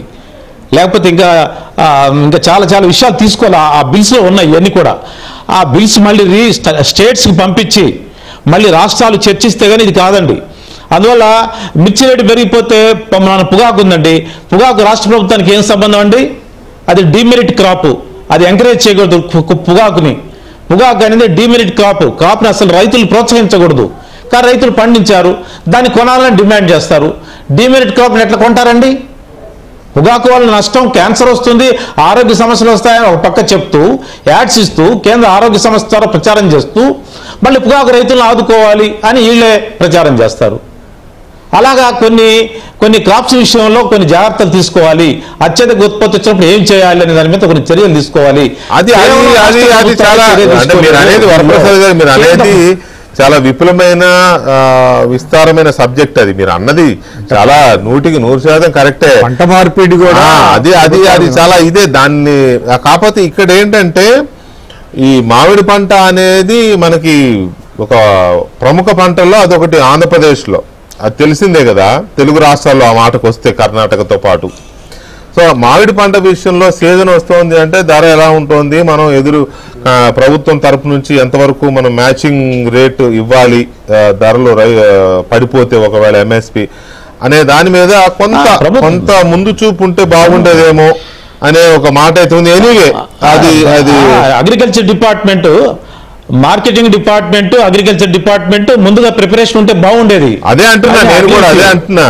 అయితే ఒకటి అలా ఉన్నా కూడా కర్ణాటక నుంచి రైతులు ఆంధ్రప్రదేశ్కి వచ్చారు అమ్ముకోవడానికి. కర్ణాటక ప్రభుత్వం కూడా ఆంధ్రప్రదేశ్ ముఖ్యమంత్రికి లేఖ రాసి మా రైతులను రానివ్వండి మీ దగ్గర అమ్ముకోవడానికి అని అడిగారు అని అంటే ఇక్కడ మంచి రేటు దొరికినట్టే కదా. అంతకు మించిన సాక్ష్యం ఇంకేం కావాలి జగన్మోహన్ రెడ్డికి అక్కడికి వెళ్ళి అడావుడి చేయడం? కాకపోతే ఒక పాయింట్. రెండో పాయింట్, జగన్మోహన్ రెడ్డి ఉద్దేశం అది కాదండి. జగన్మోహన్ రెడ్డి గారి ఉద్దేశం అది కాదండి. నో సార్, మీరు పొరపాటు. జగన్మోహన్ రెడ్డి గారు మన ఇక్కడ టొబాకో రైతుల విషయంలో రాంగే, అతని స్ట్రాటజీ రాంగే. ఆ డిమెరిట్ క్రాప్ని ఎంకరేజ్ చేయడానికి వెళ్ళటం, అదేవిధంగా మా మ్యాంగో విషయం కూడా కర్ణాటకలో బాగా దొరుకుతుందని చెప్పటం, ఇదంతా కూడా బల ప్రదర్శన. తన మీద వస్తున్నటువంటి ఆరోపణల నుంచి పక్కదారి పట్టించటం, పార్టీని బ్రతికించుకోవటం, ప్రభుత్వాన్ని బెదిరించటం, యంత్రాంగాన్ని బెదిరించటం, ఇవన్నీ చాలా ఉన్నాయండి.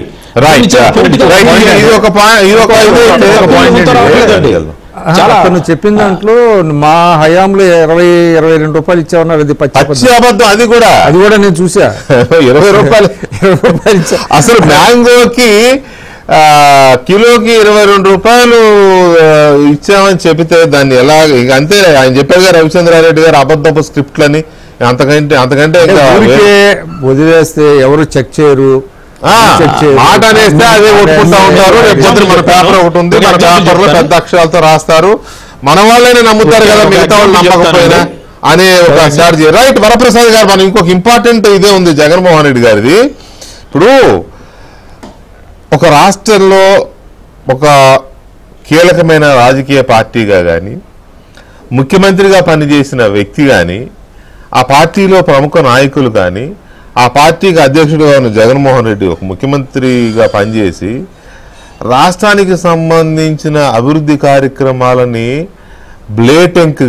బ్లేటెంట్గా నిస్సంకోచంగా నిస్సిగ్గుగా అడ్డుకుంటుంటే దాన్ని ఏమనాలో అసలు అది ఆ పార్టీని ఎలా అర్థం చేసుకోవాలో ఆ నాయకుడిని ఎలా అర్థం చేసుకోవాలో ఎవరికి అర్థం కావట్లా. ఇప్పుడు mineral development corporation AP MDC మీద బాండ్స్ని ప్రభుత్వం అమ్మకానికి పెట్టింది. అది జగన్మోహన్ రెడ్డి హయాంలోనూ జరిగింది. 6,000 కోట్లకో 7,000 కోట్లకో అంతకు ముందు ప్రభుత్వాలు కూడా చేసిన. It is very common bonds మార్కెట్లో పెట్టడము, నిధులు సమకూర్చుకోవడం అనేది. ఆయనలాగా లిక్కర్ కార్పొరేషన్ 25 సంవత్సరాలకు తాకట్టు పెట్టడం కాదు కదా ఇది. దాన్ని బాండ్స్ని ప్రభుత్వం పెడితే మీరెవరూ కొనొద్దు అని చెప్పి 200 మంది ఇన్వెస్టర్లకు మెయిల్స్ పెట్టారు అంటే రిపీటెడ్గా అసలు దాన్ని ఎలా చూడాలి? ఆ పార్టీని ఎలా అర్థం చేసుకోవాలి? ఆ పార్టీ నాయకుడిని ఎలా అర్థం చేసుకోవాలి? రాష్ట్రాన్ని ఏం చేయదలుచుకున్నాడు ఆయన? ఆ 200 మెయిల్స్ పెట్టిన వ్యక్తి విషయంలో ఈ ప్రభుత్వం యొక్క వైఖరేంటి? అంతేకాకుండా ఆయన కాదండి ఆ మెయిల్స్ని ఎవరు పట్టించుకోవట్లేదు చెప్పినా కూడా అని మళ్ళీ ఇంకొక నాయకుడితో కోర్టులో పిల్లేయించడం, లేకపోతే ఇంకొక నాయకుడు ఒక రాజ్యసభ సభ్యుడితో అందరికీ లెటర్లు రాయించడం, మాజీ ఆర్థిక మంత్రి ప్రెస్ మీట్లు పెట్టడం, ట్వీట్లు పెట్టడం. ఇది ఇంతకు మించిన కుట్ర ఏమైనా ఉంటుందా? రాష్ట్రాన్ని నాశనం చేయడానికి, రాష్ట్రాన్ని అభివృద్ధి పదంలో ముందుకు సాగకుండా అడ్డుకోవడానికి ఇంతకు మించిన కుట్రే ఉంటుంది. ఈ కుట్ర ఆధారంగా ప్రజలు ఒకసారి శిక్షించారు, అయినా బుద్ధి రాలేదు. ఇప్పుడు అదే పని కంటిన్యూ చేస్తున్నారు. ఎలాంటి శిక్ష పడాలి ఈసారి అనేది ఒక పాయింట్ అయితే, ఇలాంటి తప్పుడు మెయిల్స్ పెట్టిన వ్యక్తుల విషయంలో ప్రభుత్వం ఎలాంటి చర్యలు తీసుకోవాలి? ఇది ఆషామాషిగా వదిలిపెడితే ఎక్కడో జర్మనీలో ఒకడో, జపాన్లో ఒకడో, అమెరికాలో ఒకడో, లండన్లో ఒకడో, ఇంకో చోట ఒకడు కూర్చొని ఇలాంటి తప్పుడు పనులు చేస్తూ ఉంటే వీళ్ళని వదిలేస్తే రాష్ట్రం విషయంలో వీళ్ళు ఎలాంటి కుట్రలు చేస్తున్నారు అనేది బయటికి రాదు. వాళ్ళకి శిక్షలు పడకపోతే కంటిన్యూ అవుతూ ఉంటాయి. రెడ్డి గారు, ఇప్పుడు కార్పొరేషన్స్ కానీ లేకపోతే ఇంకో రూపంలో కానీ ప్రభుత్వాలు బాండ్స్ రైజ్ చేసి ఆ బాండ్స్ని మార్కెట్లో పెట్టి, స్టాక్ మార్కెట్స్లో పెట్టి, లేకపోతే ఇతర రూపాల్లో అమ్మడము, నిధులు సమకూర్చుకోవడం, ఇది చాలా వెరీ ఫెమిలియర్ ప్రాక్టీస్. ఇది కేంద్ర ప్రభుత్వాలు చేస్తే రాష్ట్ర ప్రభుత్వాలు కూడా చేస్తూ ఉంటాయి. జగన్మోహన్ రెడ్డి ప్రభుత్వము చేసింది, జగన్మోహన్ రెడ్డి ప్రభుత్వం విచ్చలవిడిగా చేసింది, తప్పుడు రూట్లో తప్పుడు మార్గాల్లో చేసింది, నిబంధనలకు విరుద్ధంగా. ఇక్కడ ఇది అది కాదు కదా. ఇవాళ కూటమి ప్రభుత్వం ఆంధ్రప్రదేశ్ మినరల్ డెవలప్మెంట్ కార్పొరేషన్ నుంచి 9,000 కోట్ల రూపాయలకు బాండ్స్ రైజ్ చేస్తే దాన్ని ఎవరు కొనొద్దని 200 మంది ఇన్వెస్టర్లకి ఎవరో ఎక్కడో ఉన్న ఒక వ్యక్తి మెయిల్స్ పెట్టాడు, జర్మనీలో దాక్కొని పెట్టించారు అతనితో. తర్వాత ఇవి మీరు చూసే ఉంటారు కదా, నిన్న ఆర్థిక మంత్రి పయ్యావుల కేశవ్ గారు ప్రెస్ కాన్ఫరెన్స్ కానీ దాని రిపోర్ట్ కానీ వాళ్ళ మీడియాలో చూసే ఉంటారు కదా. దాని తర్వాత మళ్ళీ లేళ్ల అప్పిరెడ్డి గారితో పిల్లు ఒకటి వేయించడం, రాజ్యసభ సభ్యుడిగా ఉన్న సుబ్బారెడ్డి గారు అందరికీ లెటర్లు రాయడం, ప్రైమ్ మినిస్టర్కి, ఆర్థిక మంత్రికి, రిజర్వ్ బ్యాంక్కి, సెబీకి, ఇంకా ఇతర ఏజెన్సీలకు అన్నిటికీ. ఇది ఏ రకమైన ఆలోచన ధోరణి అండి? అప్పుడేమో అమరావతికి నిధులు ఇవ్వద్దని ప్రపంచ బ్యాంకుకి లేకపోతే ఏషియన్ డెవలప్మెంట్ బ్యాంకుకి లెటర్లు రాసేవాళ్ళు అప్పుడు. ఇప్పుడేమో ఇది ఈ రకమైన మెంటాలిటీని, ఈ రకమైన పోకడల్ని చూస్తే ఈ పార్టీని ఎలా అర్థం చేసుకోవాలి? సార్, ఏ రాజకీయ పార్టీ అయినా అంతిమంగా వాళ్ళు చేయాల్సింది ప్రజలకు మేలు. అది వైఎస్ఆర్సీపీయా, లేకపోతే తెలుగుదేశం పార్టీయా, కూటమి ప్రభుత్వమా, మరి ఎవరైనా కూడా ఖచ్చితంగా కూడా ప్రజలకి అల్టిమేట్గా ఆంధ్రప్రదేశ్ వాళ్ళు అధికారంలో ఉన్నప్పుడు చేయాల్సిన మేలు చేయనియాలి. ప్రతిపక్షం నిర్మాణాత్మకంగా సహకరించాలి, విమర్శలు చేయాలి, ప్రజా సమస్యల్ని నెత్తినెత్తుకొని ప్రభుత్వాన్ని నిలదీయాలి. అప్పుడు మాత్రమే ఏ రాష్ట్రమైనా బాగుపడుతుంది.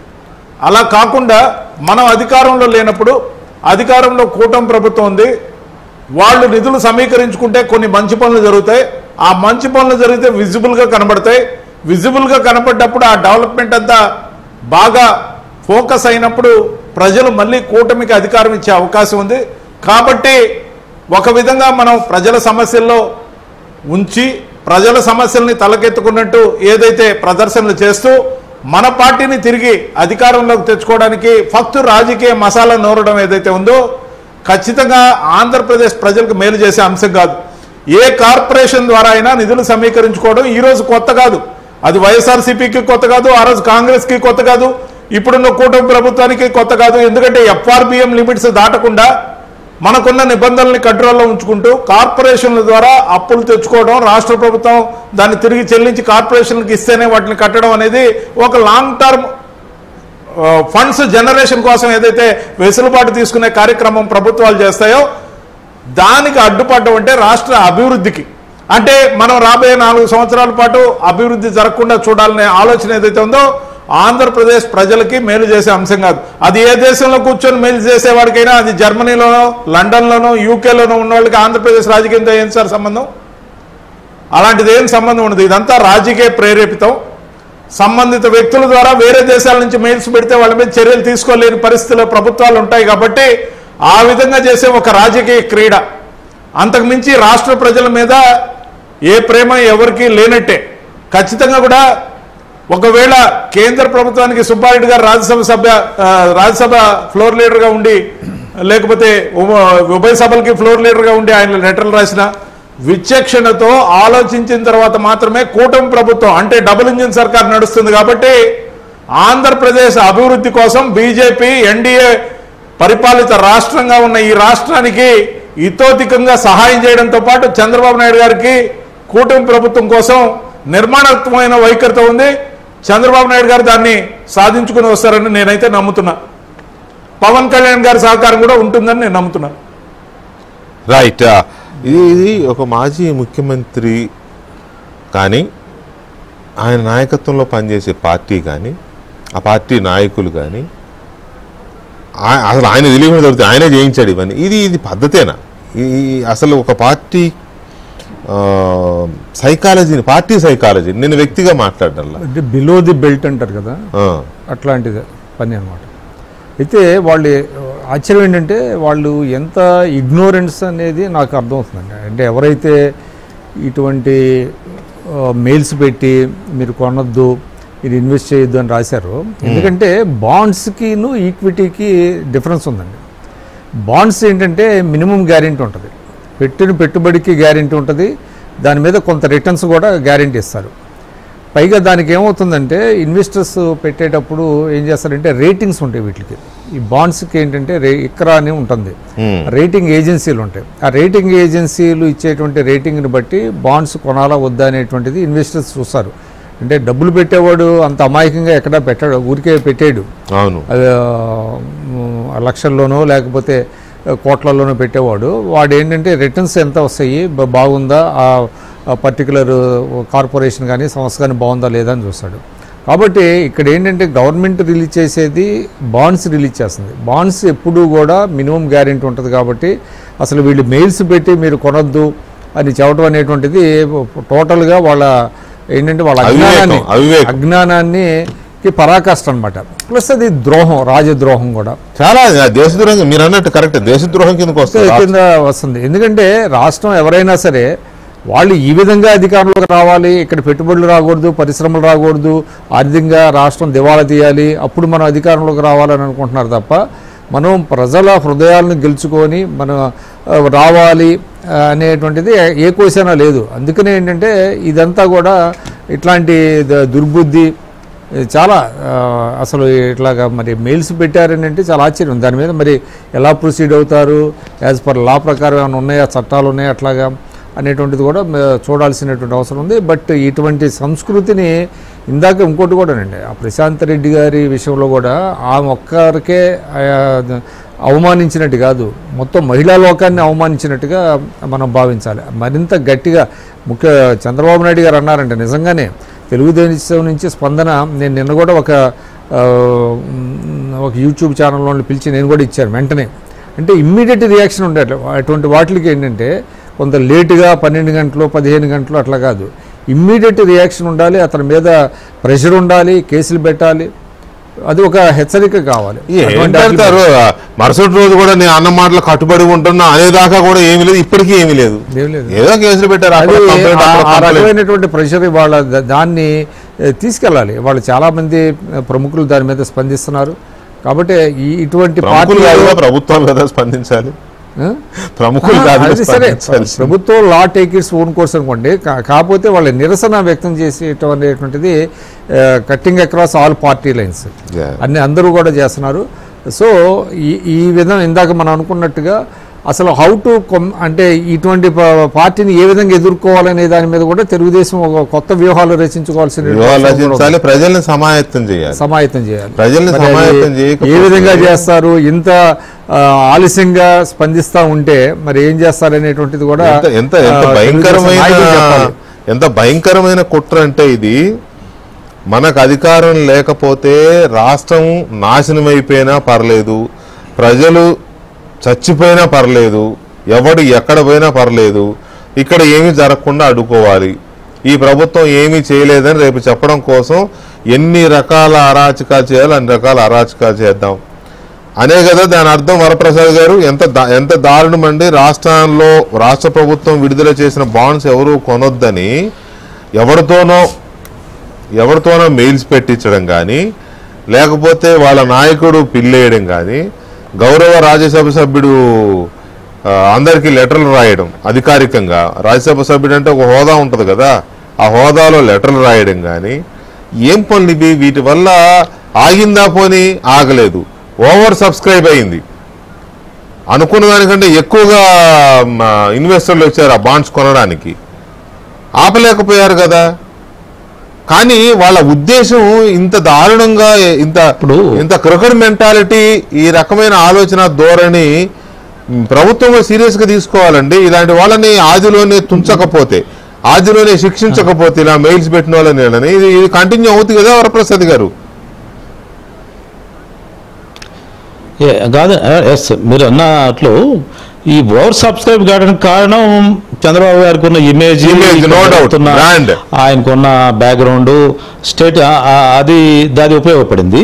నేను అనేది ఇది ఒక గ్యాంగ్స్టర్ అండి, ఇది ఒక గ్యాంగ్స్టర్ ముఠా ఇట్లానే చేస్తుంది. లేకపోతే ఒక టెర్రరిస్ట్ ముఠా, ఒక ఆల్-ఖైదా ఏం చేస్తుంది, ఒక టెర్రరిస్ట్ గ్యాంగ్స్టర్ ముఠా ఏం చేస్తుంది, ఆ దావుద్ ఇబ్రహీం ముఠా ఏం చేస్తుంది, ఎక్కడో ఒక చిన్న అలజడి సృష్టిస్తాడు, ఇంకొకటేమో లీగల్గా కోర్టులో ఉంటాడు, ఇంకొకటేమో ఇంకెక్కడో ఉంటాడు. ఇదంతా మోడస్ ఆపరేషన్, ఇది గ్యాంగ్స్టర్ ఆపరేషన్ అండి ఇదంతా.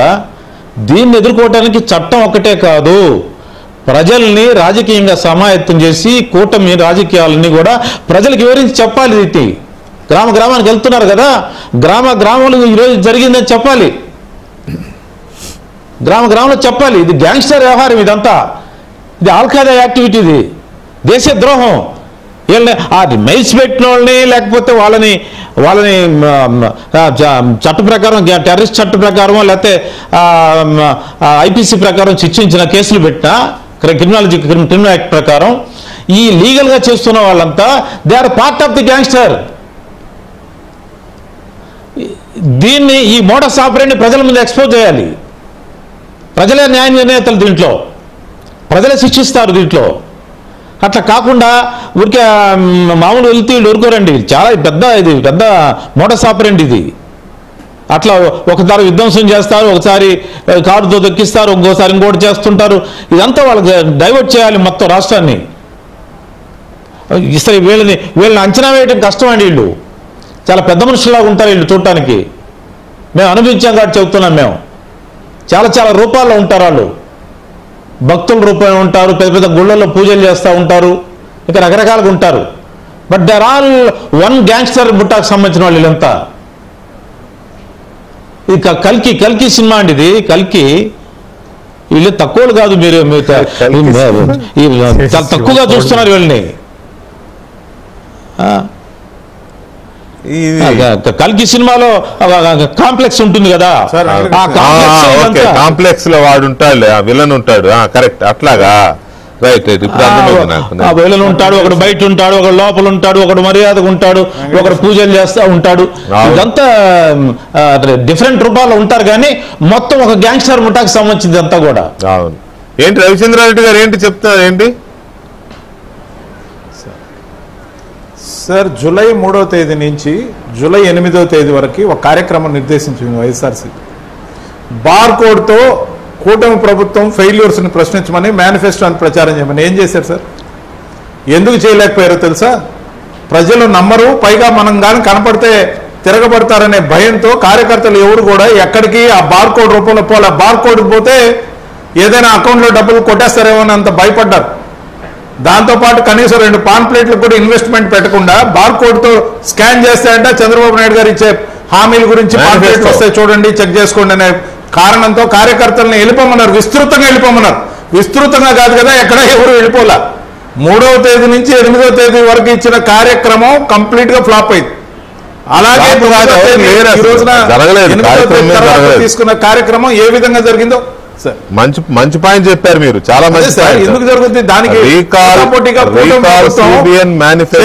పనుల గురించి ప్రజల్లోకి మాత్రం విస్తృతంగా తీసుకుపోతుంది. అవును, రీకాల్ సిబిఎన్ మేనిఫెస్టో అని జగన్మోహన్ రెడ్డి ప్రోగ్రామ్ బార్కోడ్ అనే ఐడియాని ఇచ్చినందుకు నాకున్న సమాచారం మేరకు పార్టీ ఆఫీసులోనే ఆ బార్కోడ్ ఐడియా ఇచ్చిన వాళ్ళకి అక్షంతలు పడ్డాయని తెలిసింది. కానీ దారుణమే, ఇప్పటికి వరుసగా ఆయన ఇలాంటి ప్రోగ్రామ్స్ పెడుతున్నాడు, విత్డ్రా చేసుకుంటున్నారు. ఎందుకో అర్థం కాదు. ఇది 3వదే. ఆ మధ్య ఏమో ఏదో ఎక్కడెక్కడో నిద్రపోవాలి వెళ్ళి అని ఒకటి పెట్టాడు, ఇంకోటేమో గ్రామాలకు వెళ్ళే కార్యక్రమం ఏదో పెట్టాడు, అది విత్డ్రా అయింది. ఇప్పుడు ఇది వెళ్ళాలి రీకాల్ సిబిఎన్ మేనిఫెస్టో అని ప్రజల్లోకి వెళ్ళి చంద్రబాబు అది చేయలేదు ఇది చేయలేదని ప్రజలకు చెప్పాలి అని చెప్పి అసలు అది ముందుకు వెళ్ళలేదు, ఎవరు బయటికి వెళ్ళలేదు. ఇది ఒకటి పెట్టాడు, దాన్ని మర్చిపోవడానికో లేకపోతే ఏంటో కానీ ఇది ఒకటి పెట్టి ఇది కూడా దొరికిపోయారు. ఇప్పుడు ఒక ఫోటో వచ్చిందండి నాకు. ఆ ఫోటో ఏంటంటే అక్కడేదో మామిడికాయలు పోసి తగలబెట్టారు అనే ఒక ఇంప్రెషన్ ఇవ్వడం, తగలబెట్టగా తొక్కిచ్చేశారు అనే ఇంప్రెషన్ ఇవ్వడం కోసం ఒక పని చేశారు కదా. అది ఏంటి అంటే మళ్ళీ దొరికిపోయాడు. మామిడి రైతుల ఆగ్రహం అంటూ వైసీపీ చేసిన ప్లాను డ్రోన్కు దొరికిపోయింది. చిత్తూరు జిల్లా వైసీపీ చిత్తూరు జిల్లా సెక్రటరీ ప్రకాష్ రెడ్డి తోటలో ముందుగానే సెట్ చేసి పెట్టిన మామిడి ట్రాక్టర్లు ఇక్కడ దొరికిపోయినాయి. డ్రోన్ అది ఆయన అచ్చెన్నాయుడు గారు చెప్పాడు. లేదు, ఫోటో కూడా వచ్చింది. ఫోటో కూడా ఆ డ్రోన్తో తీసిన ఫోటోలో ఆ ట్రాక్టర్లతో తీసుకొచ్చి వాళ్ళ తోటలే తీసుకొచ్చి రోడ్డు మీద పోసి తొక్కిచ్చేసి ఏదో రేట్ లేదు కాబట్టి రైతుల నిరసన అనే ఒక బిల్డప్ ఇచ్చే ప్రయత్నం చేశారు. ఎందుకు ఈ రకమైన పనులు? తర్వాత నిజమే రవిచంద్రారెడ్డి గారు చెప్పింది, ఆ ప్రోగ్రామ్ ఎందుకు అది వాళ్ళకి కార్యకర్తలు లేరండి. మొదటి నుంచి కూడా వాళ్ళకి పార్టీ సిస్టమ్ లేదు. వాళ్ళకి ఏంటంటే అలాగా అప్పుడు గెలిచారు కానీ వాళ్ళకి కమిటీలు కానీ ఒక సిస్టమేటిక్గా వర్క్ చేయడం కానీ పార్టీ పరంగా వెళ్ళటం కానీ ఇప్పటికీ లేదు. అది ఇప్పుడు మళ్ళీ ఫర్దర్గా చేస్తారో లేదో మనకైతే తెలియదు. కానీ అందువల్ల ఎందుకు ఫ్లాప్ అవుతాయంటే తిరిగి వాళ్ళు లేరు కదా, మనుషులు లేరు. సీరియస్ గా దాన్ని మానిటర్ చేసేవాళ్ళు కానీ అట్లాంటి మెకానిజం లేదు వాళ్ళకి, నిర్మాణం లేదు, పార్టీ నిర్మాణం లేదు. రైట్. తర్వాత ఫైనల్ గా ఒక మాట చెప్పండి వరప్రసాద్ గారు, ఈ ఆవిడ ప్రశాంత్ రెడ్డి గారి విషయంలో. విక్రమ్ గారు ఒక మాట చెప్పండి సార్. విక్రమ్ గారు చెప్పండి. వెంకటకృష్ణ గారు చెప్పండి. ఎప్పుడైనా ఏ రాజకీయ పార్టీకైనా థింక్ ట్యాంక్ అనేది ఒకటి ఉంటుంది. అవును. కోర్ టీమ్ అనేది ఒకటి ఉంటుంది. అవును. అక్కడున్న టీము బోర్కు వచ్చిన టీము, అక్కడున్న థింక్ ట్యాంక్ సెప్టిక్ ట్యాంక్ తో సమానమైన ట్యాంక్ ఉంది. మరి రోజు గ్యాస్ తప్ప ఏమొస్తుంది సార్ అక్కడ? నాయకుడికి ఓన్లీ తప్పులు చేసే కార్యక్రమాలు అజెండా ఇస్తున్నారే కానీ పనికొచ్చే కార్యక్రమాలు ప్రజలకు ఉపయోగపడే కార్యక్రమాలు చేయలేకపోవడానికి అక్కడ కోర్ టీమ్ అనే పేరుతో ఉన్న బోర్ టీం, థింక్ ట్యాంక్ అనే పేరుతో ఉన్న సెప్టిక్ ట్యాంక్ లాంటి టీమే కారణం. రైట్. ఫైనల్ గా ఏమన్నా చెప్తారా ఈ ప్రశాంత్ రెడ్డి గారి గురించి? ప్రసన్న కుమార్ రెడ్డి చెప్తున్న మాటలు రిపీటెడ్ గా నేను కట్టుబడి ఉన్నానని చేస్తున్నది, జగన్మోహన్ రెడ్డి దాన్ని ఖండించకపోవడం. వరప్రసాద్ గారు ఒక 1 minute. వెంకటకృష్ణ గారు, నిన్న ప్రశాంత్ రెడ్డి గారి మీద మాట్లాడింది ప్రసన్న కుమార్ రెడ్డి గారు మాట్లాడి చూశాను. నేను వెంటనే రియాక్ట్ అవుదాం అనుకున్నాను. నేను జర్నీలో ఉండి రియాక్ట్ కాలేదు. వైసీపీ అనే పార్టీ ఒక రాజకీయ పార్టీ అయితే, అది రాష్ట్రాన్ని పరిపాలించిన పార్టీ అయితే, దానికి రాజకీయ కాలంలో ఏమాత్రం ఉన్న క్వాలిఫికేషన్ ఏమాత్రం ఉన్నా ప్రసన్న కుమార్ రెడ్డిని వెంటనే పార్టీ నుంచి సస్పెండ్ చేయాలి. పార్టీ నుంచి ప్రసన్న కుమార్ సస్పెండ్ చేయకపోతే జగన్మోహన్ రెడ్డిని నాట్ ఓన్లీ మహిళా లోకం, ఎంటైర్ ప్రజానీకం చీకొట్టాల్సిన అవసరం ఎంతైనా ఉంది. This is Jaganmohan Reddy responsibility అండి, ప్రసన్న కుమార్ రెడ్డి కాదు. Prasanna Kumar Reddy one among the so many people, but who is holding the responsibility? Prasanna Kumar Reddy మీద మాట్లాడిన మాటను ఎవరు మోస్తున్నారు? Entire YCP party. జగన్మోహన్ రెడ్డి గారి ఇంట్లో చెల్లి, అక్క, తమ్ముడు వాళ్ళందరినీ, మదర్ని అందరినీ ఏడిపించాడు కదా. ఇక్కడ అందరు రాష్ట్రంలో ఉన్న మహిళలందరూ ఏడిపిస్తానంటే ఎట్లాగూ? జగన్మోహన్ రెడ్డి గారికి ఏమాత్రం మహిళల మీద గౌరవం ఉన్నా, నా అక్కలు, నా చెల్లెళ్ళు అంటాడు కదా, ఏమాత్రం గౌరవం ఉన్నా, for the sake of democracy, for the sake of the women, for the safety of the women అతను ఒక సంకేతాన్ని ఇవ్వాలి. లేకపోతే రౌడీ మొక్కలు ఇంకా రెచ్చిపోతాయి. అతను పార్టీని సస్పెండ్ చేయాలి. ప్రసన్న కుమార్ రెడ్డిని ఏమనుకుంటున్నాడంటే, ప్రసన్న కుమార్ రెడ్డి అతను కూడా మంచి ఫ్యామిలీ నుంచి వచ్చాడు, అట్లా నోరు జారొచ్చా? జారితే వాడు క్షమాపణ చెప్పుకోవద్దా? జారిన తర్వాత ఏమంటాడు? నేను ఈ రోజు కూడా కట్టుబడి ఉంటాను. ఏమైనా మర్యాద ఉందండి? అది ఏమైనా ధర్మమేనది?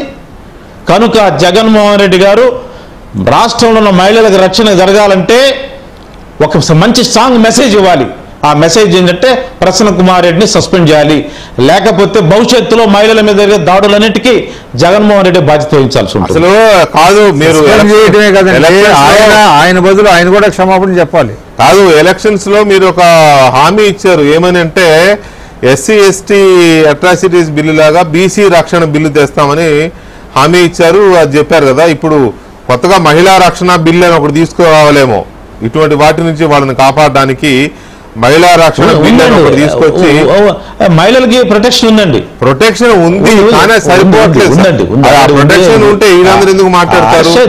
కాదండి, ఎస్సీ ఎస్టీస్ ని కాదు ఒక్క మాట, వరప్రసాద్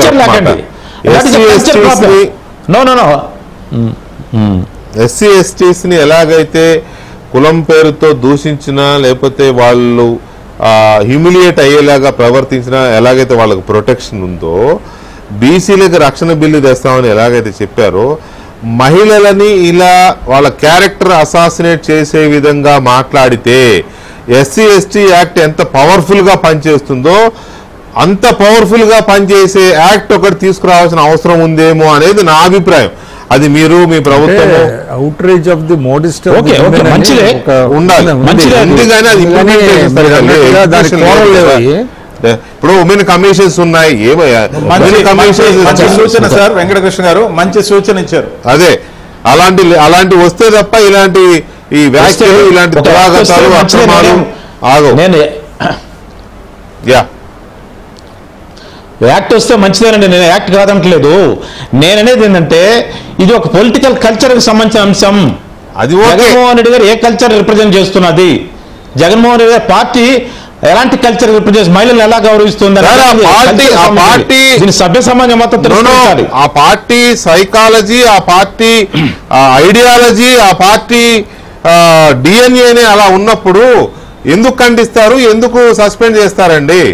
అలా ఉండదు. కాబట్టి ఉమెన్ కమిషన్స్ కూడా అనుకున్న మేరకు ప్రొటెక్షన్ ఇవ్వలేకపోతున్నాయనే అభిప్రాయం ఉన్న పరిస్థితుల్లో ఇలాంటిది ఏదో రావాలి. చూద్దాం చంద్రబాబు నాయుడు గారు ఏమైనా ఆలోచిస్తారు.